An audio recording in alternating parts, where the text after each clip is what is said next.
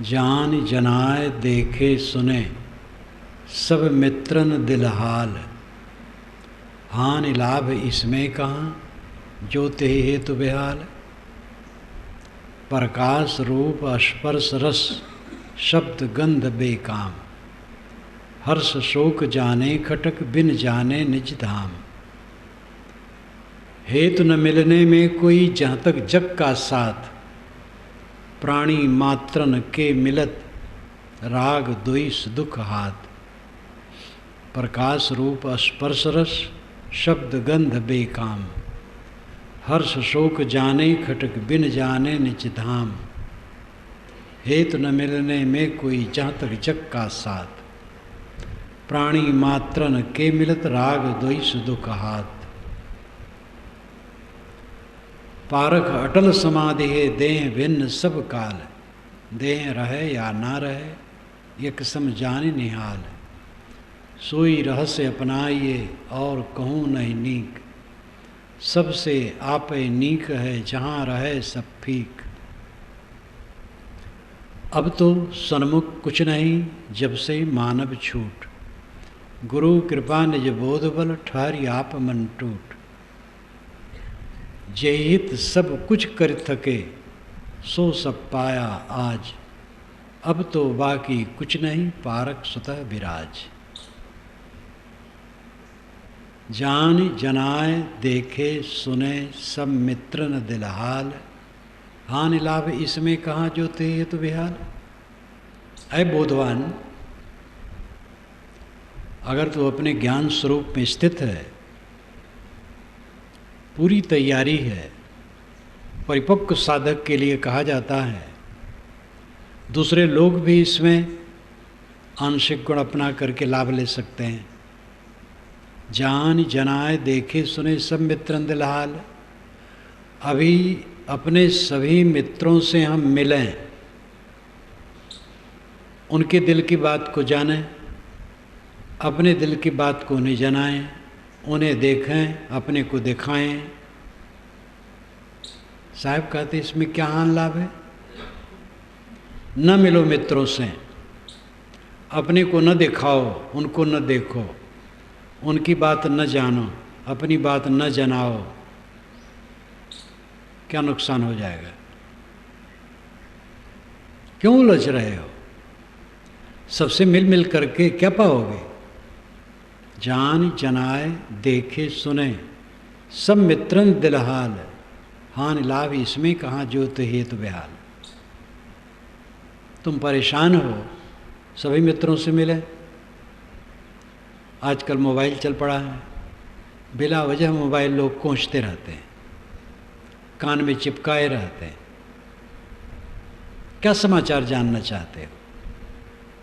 दुनिया में कौन समाचार है। राग है, द्वेष है, कला कल्पना है। क्यों परेशान हो समाचार के लिए। समाचार घटाओ। जानने जनाने की चेष्टा ज़्यादा ना करो, अपने को जानो। तुम कौन हो, क्या कर रहे हो। जान जनाए देखे सुने सब मित्रन दिलहाल। हानि लाभ इसमें कहाँ जो ते हेतु बेहाल। मित्रों से मिलें, अपने को उन्हें दिखाएं, उनको देखें, अपनी बात जनावें, उनकी बात जानें। क्या फ़ायदा है। और ये सब न करो तो क्या नुकसान है। इसलिए खुदर बुदर मत करो, अपने मन को शांत करो। जान जनाए देखे सुने सब मित्रन दिलहाल। हानि लाभ इसमें कहाँ जो ते हेतु बेहाल। प्रकाश रूप स्पर्श रस शब्द गंध बेकाम। हर्ष शोक जाने खटक बिन जाने निज धाम। सूरज का प्रकाश, चाँद का प्रकाश, तारों का प्रकाश, बिजली का प्रकाश, आग का प्रकाश, ये प्रकाश। और प्रकाश में देखते हुए नर नारियों, पर्वतों, बद्दलों, रेगिस्तान, हिमालय, वन, उपवन फसलों, फूलों, ये सब के दृश्य, प्रकाश रूप स्पर्श, कोमल कोमल स्पर्श, और रस, अनेक प्रकार के रस, गंध, अनुकूल अनुकूल, ये सब साहिब कहते बेकाम, निरर्थक, दिमाग को खराब करने वाले। हर्ष शोक जाने खटक बिन जाने निज धाम, इनको जान जान करके हर्ष और शोक की खटक होती है। बिन जाने निज धाम, तुम अपने धाम को नहीं जानते हो। अपना धाम, अपना अक्षय भवन, आनंद भवन, ब्रह्मानंद, कैवल्य सदन, निर्वाण धाम, साकेत लोक, गोलोक, शिवलोक, जन्नत, स्वर्ग, वैकुंठ, ये सब आत्मलोक है। विकुंठ हो जाना वैकुंठ वास है, कुंठा रहित हो जाओ, ग्रंथ रहित हो जाओ। अपने मन में गांठ न बांधो, किसी चीज का गांठ न बांधो। व्यवहार होता है, व्यवहार में त्रुटियां होती हैं, अपने से भी त्रुटि हो जाती है, साथी बरातियों से व्यवहार में त्रुटि हो जाती है। उन त्रुटियों के लिए सावधान करने के लिए उत्तेजनाहीन मीठे वचनों में समता और शील से समझाओ। व्यवहार में छोटी छोटी त्रुटियां हो जाती हैं, उत्तेजित न रहो, हरदम अपने को संभालो। आपका मन, आपकी वाणी, आपकी इंद्रियां संयत रहें, इस पर ध्यान दो। दुनिया की चकर मकर देख करके क्या पाओगे?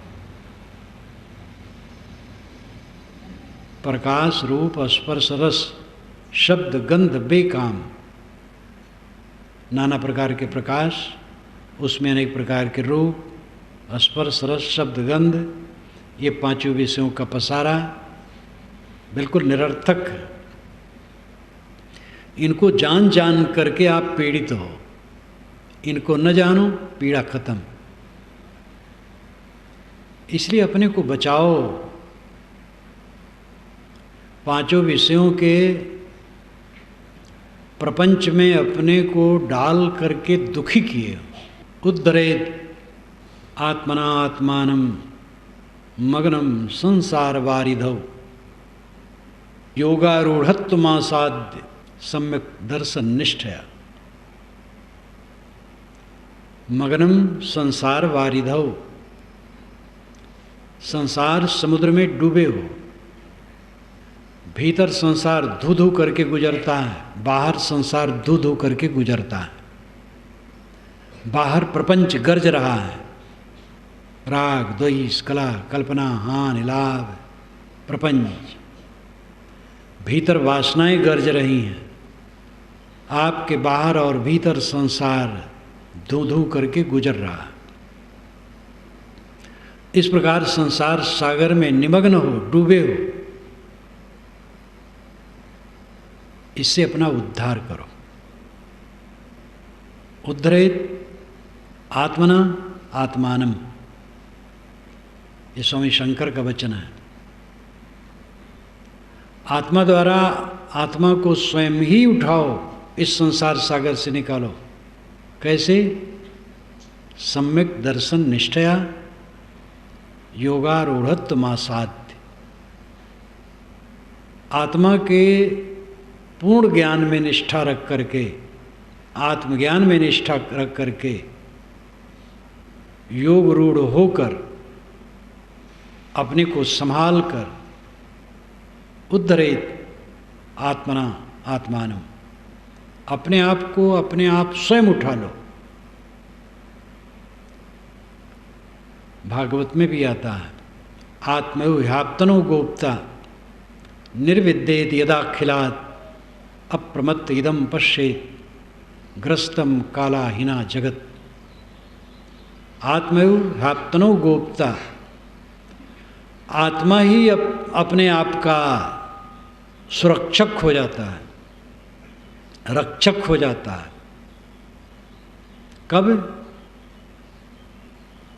निर्विद्येत यदाखिलात्, जब सबके तरफ से निर्वेद्य हो जाता है, पूरे संसार के प्रति निर्वेद्य हो जाता है।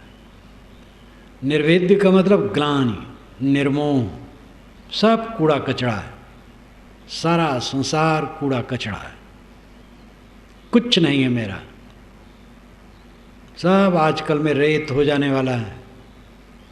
हमारे परदादा का क्या रहा?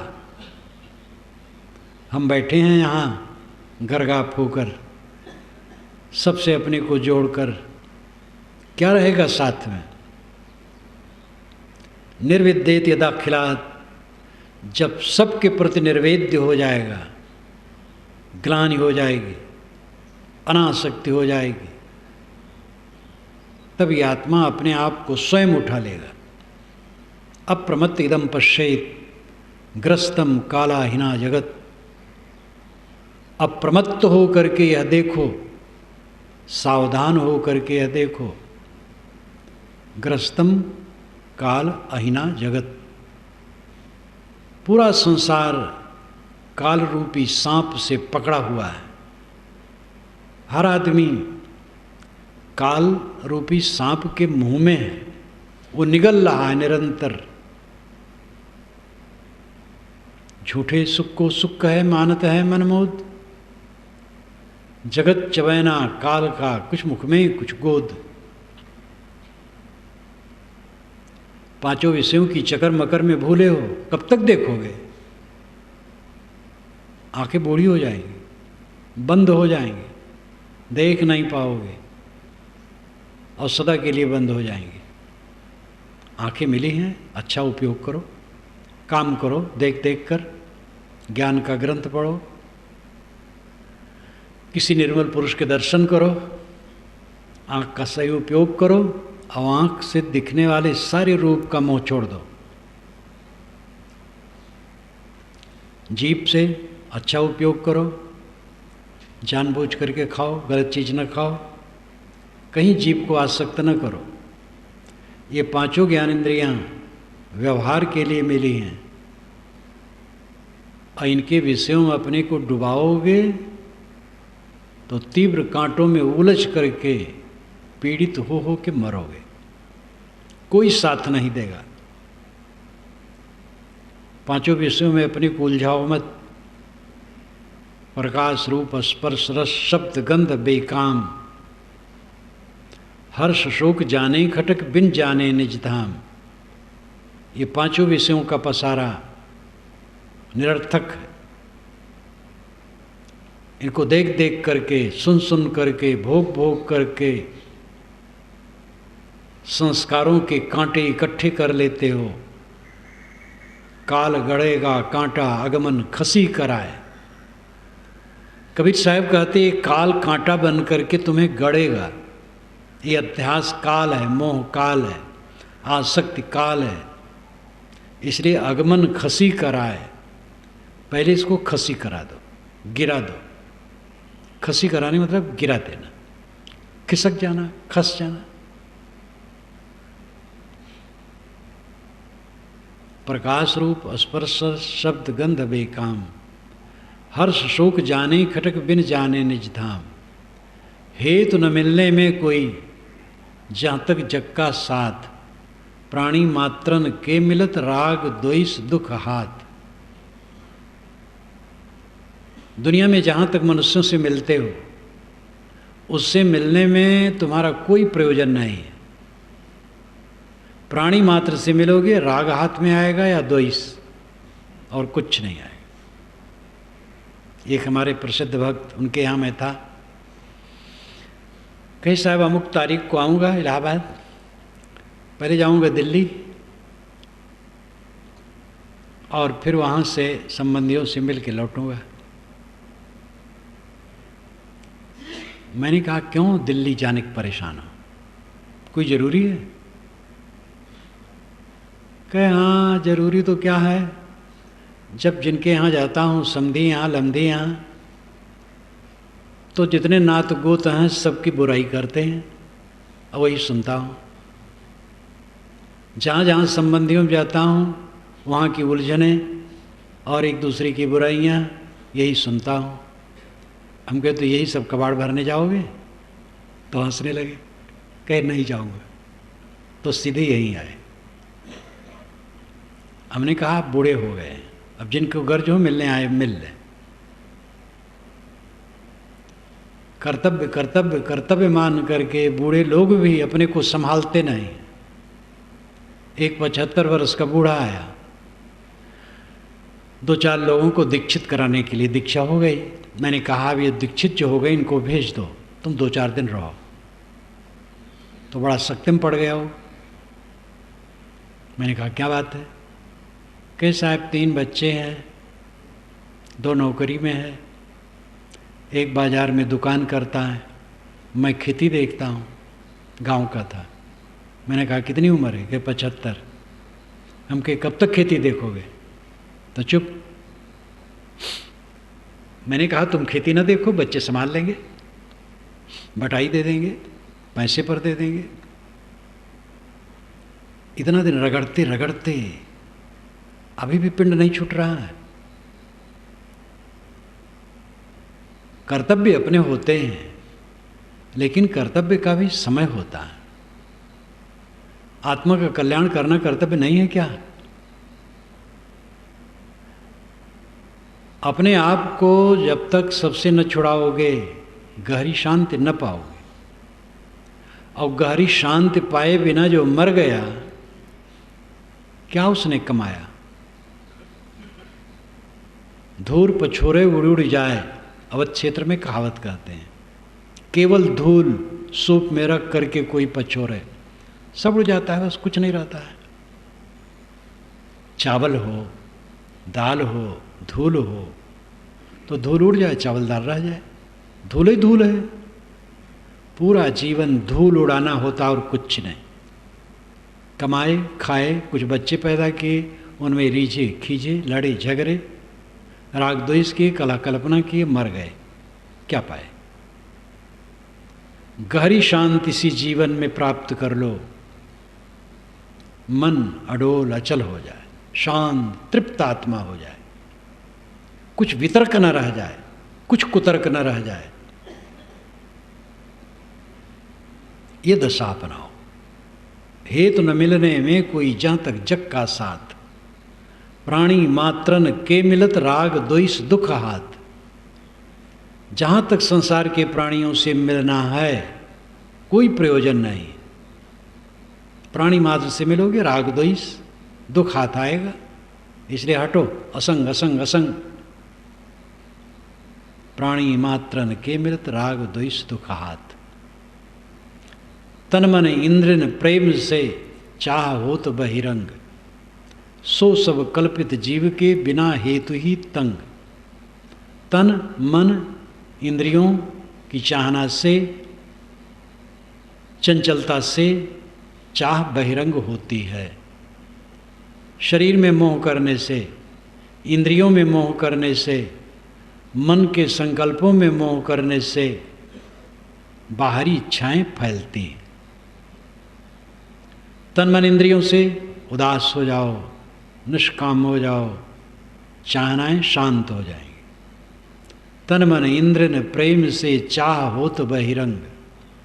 सो सब कल्पित जीव के बिना हेतु ही तंग। बिना प्रयोजन के आदमी अपने को पीड़ित करता रहता है। बिना प्रयोजन के अपने को पीड़ित करता रहता है। बिला वजह की चाहना उदय करके कष्टित होता रहता है। लोग तंबाकू खाते हैं, गुटखा खाते हैं, पान खाते हैं, सुपारी खाते हैं, सुगनी सूंघते हैं, बिला वजह दिमाग खराब करते हैं। कितने चाय वाले तो कहते हैं महाराज चाय न मिले तो सर फूटने लगता है। मैं चाय के विषय में नहीं कहता हूँ, हम लोग चाय नहीं पीते, साधु लोग। भक्तों के लिए चाय छोड़ दो ये नहीं कहते, अपने आप जो छोड़ दे छोड़ दे, जो पिए वो कम पिए, 2-3 बार दिन भर में पी लिया बहुत हो गया, न पिए और अच्छा है, पानी पियो पेट भर। लेकिन और नशा का तो बिल्कुल त्याग होना चाहिए। और सबसे बड़ा नशा है 5 इंद्रियों के विषयों से मोह, और इन्हीं से कांटे अपने मन में इकट्ठे होते हैं, सबके मोह से। तन मन इंद्र न प्रेम से चाह होत बहिरंग, सो सब कल्पित जीव के बिना हेतु ही तंग। पारख अटल समाधि है, देह भिन्न सब काल, देह रहे या ना रहे एक समझाने निहाल। विशाल देव कहते हैं यहाँ तो पारक की अटल समाधि रात दिन लगी हुई है, देह भिन्न सब काल, सब काल में देह से भिन्न अपने पारक स्वरूप में अटल समाधि लगी हुई है। पारक यानी ज्ञान, आत्मा ज्ञान स्वरूप है। पारक शब्द हमारे सिद्धांत का पारिभाषिक शब्द है। ब्रह्म को उच्छिष्ट भी कहा गया है उपनिषद में। उच्छिष्ट, उच्छिष्ट नाम जूठा, जो खाया गया हो और खाने से बच जाए उसको उच्छिष्ट कहते हैं। ब्रह्म को उच्छिष्ट कहा गया है। उच्छिष्ट शब्द उसका अपना पारिभाषिक शब्द है, सब उच्छिष्ट नहीं कहते। बचा हुआ, उच्छिष्ट नाम बचा हुआ, सबको छोड़ दिया तो स्वयं बच गया, उच्छिष्ट है। भाषा जरा अच्छी नहीं है लेकिन उच्छिष्ट कहा गया है। पारक तो शब्द बहुत शुद्ध है, परख से ही पारक शब्द बना है। परख, छानबीन, ज्ञान, आपका स्वरूप ही पारक है, ज्ञान है। अपने ज्ञान स्वरूप में हर समय मैं स्थित हूँ, देह से भिन्न मैं हूँ। देह रहे या ना रहे, देह अभी रहे चाहे अभी खत्म हो जाए, यहीं खत्म हो जाए, चलते फिरते खत्म हो जाए, कहीं गिर जाए, कुछ फर्क नहीं। गाय के गले में फूल की माला कोई डाल दे, वो चल रही है, कहीं टूट के गिर गई, गाय को पता नहीं। देहाभिमान छोड़ दो, कहीं भी ये शरीर छूट जाए आप निश्चिंत रहो। ऐसा मन बनाओ तब दुख से रहित होगे, नहीं तो पुचर पुचर करते रहोगे मन में। रोग न लग जाए, शरीर छूट न जाए, और छूटने हैं जो पक्का है उसी के लिए कायर बने, बचाने की चेष्टा में हो। ये बचने वाला है। कल मैंने उदाहरण दिया था, महात्मा गांधी ने इसीलिए कह दिया था, जब उन पर बम फेंका गया तो सरकार ने प्रबंध किया रक्षा के लिए। उन्होंने कहा कुछ मत रक्षा करो, खुला रहने दो। वो महापुरुष वीर था, अपने मार्ग में अद्वितीय था, न भूतो न भविष्यति, ऐसा महापुरुष था। आइंस्टीन ने कहा था गांधी के निधन पर, आगे के लोग सोचेंगे मुट्ठी भर हड्डी वाला आदमी ऐसा हो सकता है। अद्भुत पुरुष था। जितने ऐसे पुरुष हुए सब अद्भुत हुए, का कोई जरूरत नहीं। भगवताचार्य स्वामी प्रसिद्ध नहीं है, बहुत विद्वानों में हैं, रामानंद संप्रदाय के संत थे, विद्वान थे, अनेक भाषाओं के विद्वान थे, संस्कृत में निष्णात, अरबी में निष्णात, इंग्लिश में निष्णात, उदार, तर्कशील। वैष्णव लोग परेशान हो जाते, लेकिन वैराग्यवान, इसलिए कोई बाग रोक नहीं सकता था। वैष्णव लोगों के मोहल्ले में ही उनके ऊपर पत्थर फेंकना शुरू हो जाता था। तो एक बार वे छत पर चले गए जिससे पत्थर सीधे आके लग जाए, तो लोग लजा गए। संत ईसा ने कहा ये नहीं समझते हैं कि हम क्या कर रहे हैं। क्रॉस पर उनको चढ़ाए जो लोग। कबीर साहब सदैव धूल खेलते रहे जैसे लोग फाक खेलते हैं, मस्त। सत्य कहते रहे, सत्य में जीते रहे, निर्भय। कौन कमांडो उनके साथ था? निर्भय हो जाओ, ये कूड़ा कचरा लपेटे चल रहे हो।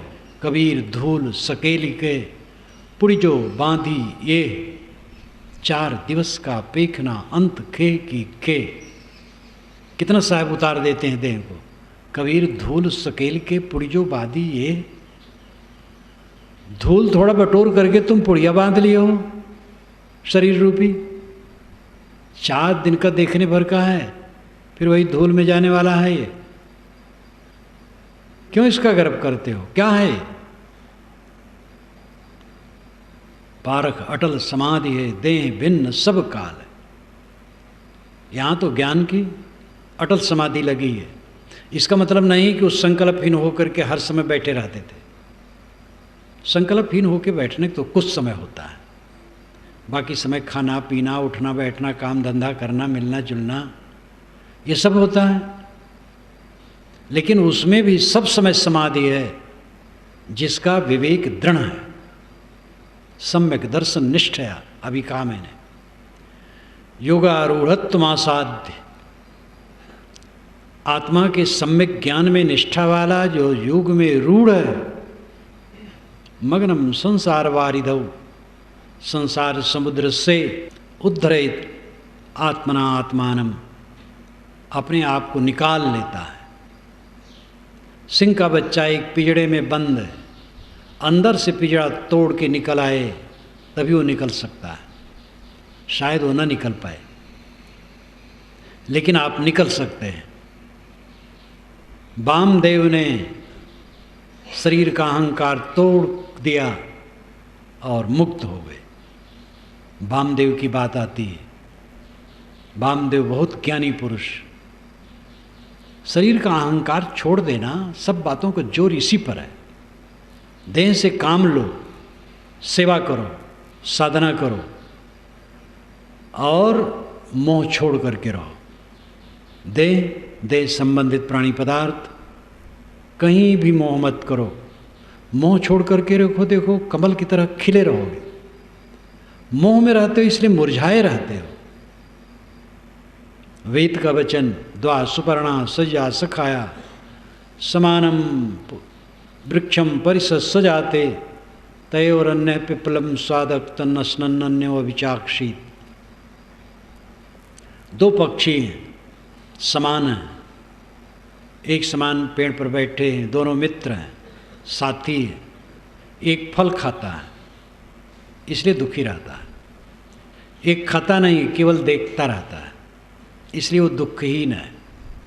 सुंदर अलंकार है। 2 प्रकार जीव तो एक ही प्रकार के हैं, लेकिन 2 स्वभाव वाले हैं, एक रागी एक विरागी। दोनों समान हैं, सजाती हैं, मित्र हैं और एक ही समान शरीर में रहते हैं। एक शरीर की इंद्रियों के भोगों में उन्मत्त है इसलिए दुखी है, दूसरा केवल दृष्टा है इसलिए दुखहीन है। उपनिषद में इसका पूरक एक मंत्र बनाया गया, समाने वृक्षे पुरुषो निमग्नौ अनिशया सोचत मुह्यमान जुष्टम यदा पश्यतनमे स्मस् महिमान मितवीत शोक। समानम वृक्षे पुरुषे पुरुषम, ये जो पुरुष है समान ही पेड़ पर है, लेकिन एक निमग्नौ, निमग्न है, डूबा है। समाने वृक्षे पुरुषो निमग्नौ, समाने वृक्ष है, दोनों रागी विरागी का शरीर समान है, वैसे हाथ पैर नाक कान सब। लेकिन एक जो अविवेकी है वो निमग्नौ, डूबा है, मोह में डूबा है। विषयों के मोह में डूबा है, प्राणी पदार्थों के आसक्ति में डूबा है। इसलिए अनीशया, वो अनीश है, वो ईश्वर नहीं है, अनीश है, असमर्थ है। असमर्थता क्या है? आसक्ति। इसलिए सोचती, चिंता करता। क्यों चिंता करता है? मोहिमान है, विमोहित है, संसार सागर में डूबा है, विमोहित है, इसलिए चिंता करता है। जुष्टम यदा पश्यतनमी स्मस महिमान विद्वित शोका। लेकिन एक दूसरा है जुष्टम, प्रसन्न है, कोई तकलीफ ही नहीं है, कुछ है ही नहीं है मेरा, कुछ छुटना ही नहीं है। कुछ मेरा हो तो छुटे, नंगा नाचे फाटे काओ। नंगा आदमी नाचे तो क्या फटेगा? जब कुछ मेरा है ही नहीं तो छुटेगा क्या? छुटने वाली सारी चीज़ों का मोह छोड़ दिया। अब जो समझ में आया मेरा, वो कभी मुझसे छुट नहीं सकता है। वो राम अंतरात्मा है, स्वस्वरूप। साहब ने राम बारंबार कहा। सादा शब्द जीव है, उसी को आत्मा कहते हैं, उसी को ब्रह्म कहते हैं। वही अल्लाह है, वही खुदा है, वही गॉड है, वही परम तत्व है। और आप है स्वयं स्वरूप। अपना आपा अपने आपा से कहीं अलग होगा? कोई वस्तु अपनी इकाई से अलग होती है? मैं से मैं कभी अलग होने वाला नहीं। ऐसा व्यक्ति सदैव अपने आत्मानंद में डूबा रहता है, आत्म तृप्त, आत्म संतुष्ट। पारख अटल समाधि है, देह भिन्न सब काल। देह रहे या ना रहे, एक समझान निहार।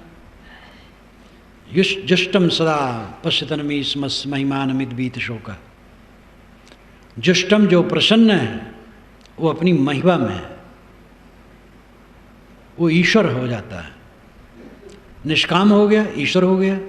दरिद्र सत्य संतुष्ट, कृपणो योजितेन्द्रिय, गुणे सुशक्त धीरीशौ, गुण संगो विपर्जया। ये श्रीमद् भागवत में आता है। दरिद्र कौन है? जो असंतुष्ट है। धन से कभी कोई संपन्न नहीं होगा। संपन्नता होती है संतोष से। जो परिश्रम और प्रारब्ध में है वो बहुत है, ऐसा समझने वाला संतुष्ट होता है। नहीं तो सारा संसार दरिद्र है। दरिद्रो सत्य संतुष्ट, कृपणो योजितेन्द्रिय। जो असंतुष्ट है वो दरिद्र है, जो अजितेंद्रिय है वो कृपण है। जिन्होंने अपनी इंद्रियों को नहीं जीता वो कृपण है। गुणे सुशक्त धीरीशौ, जो विषयों पर विजयी, इंद्रियों पर विजयी है वो ईश्वर है। गुण संगो विपर्जया, और जो विषयों के मोह में है वो गुलाम है। सब अपने में अमृत विषय है। अपने को जगाओ। अत्ता चोदयत्तानम पटिवासयत्तमत्तना, सोअत्त गुत्तो सतिमा सुखम भिक्खु विहाइस। तथागत बुद्ध कहते हैं आत्मा आत्मा को जगावे, यानी स्वयं तुम अपने को जगाओ। क्या कर रहे हो? क्या यहाँ फल मिला? क्या मिलने वाला है? देखो अपने को जगाओ। पटिवासयत्तमत्तना, आत्मा द्वारा आत्मा में निवास करो, यानी अपने में तृप्त रहो। पुत्र द्वारा संतोष चाहोगे तो न मिलेगा। पत्नी द्वारा, पति द्वारा, माता पिता द्वारा, भाई द्वारा, पैसा द्वारा, संपन्नता द्वारा, मान बढ़ाई और प्रतिष्ठा और पूजा सत्कार द्वारा संतुष्टि चाहोगे, कभी संतुष्ट नहीं होगे। आत्मा द्वारा आत्मा को संतोष मिलता है। बाहर तो सब खड़र बड़र है, छिन्न भिन्न है, कहीं पूरा होने वाला है। पटिवासयत्तमत्तना, ये पाली भाषा है। इसको संस्कृत में कहें तो होगा प्रतिपश्येत आत्मानाम आत्मना। आत्मा द्वारा आत्मा में अच्छी तरह से बसो।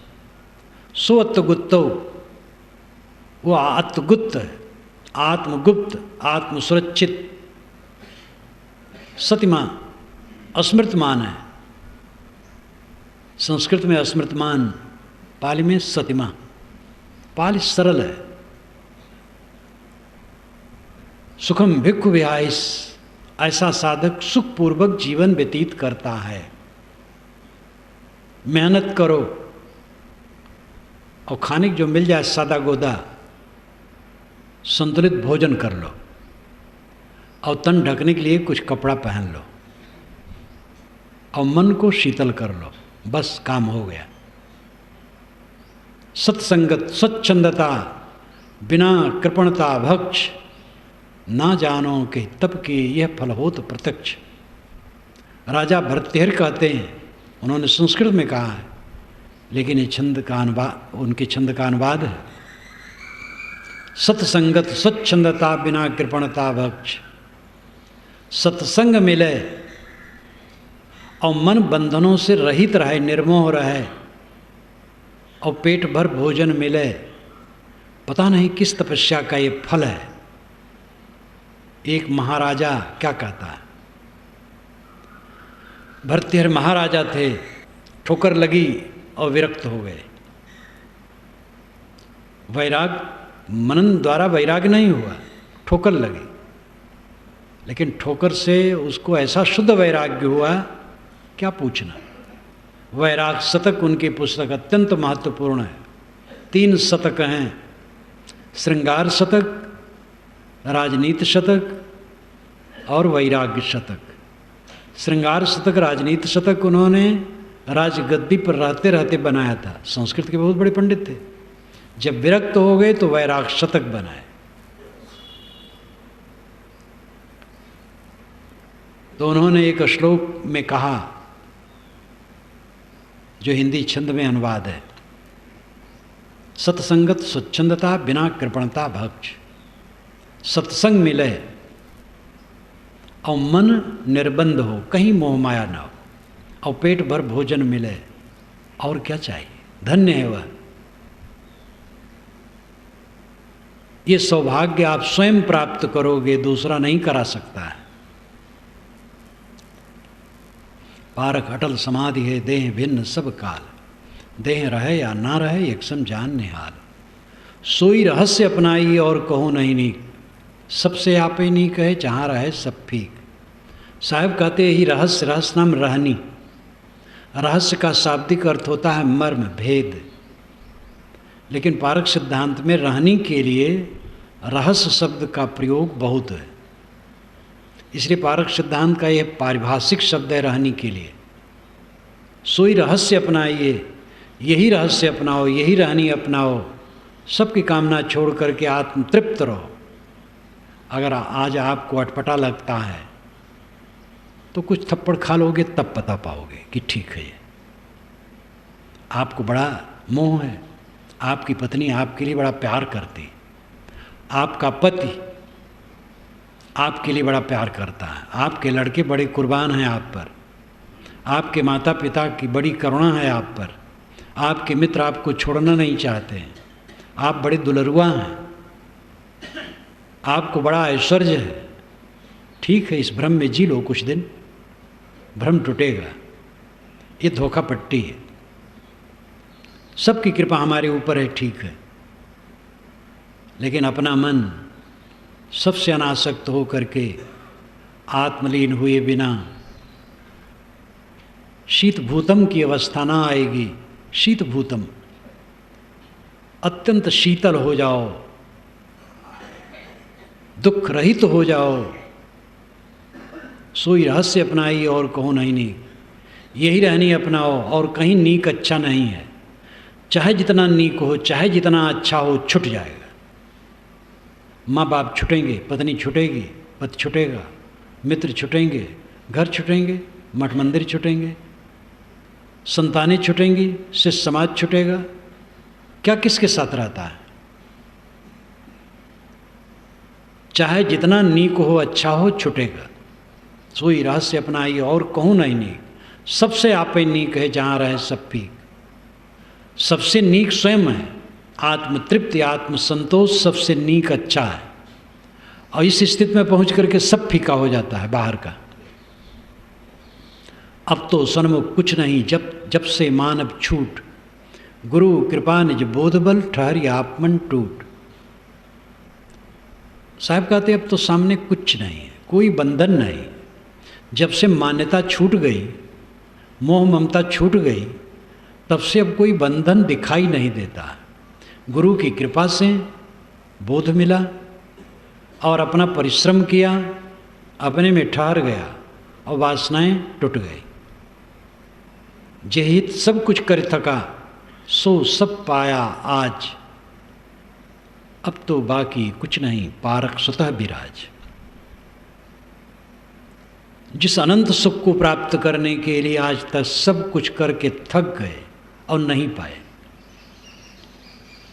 धन से सुख बटोरने की चेष्टा किए, पुत्र से, पत्नी से, पति से, भाई से, पद प्रतिष्ठा से, पूज्यता से, सम्मान से, राजनीति से, पता नहीं कहाँ कहाँ, और सब में केवल दुख मिला।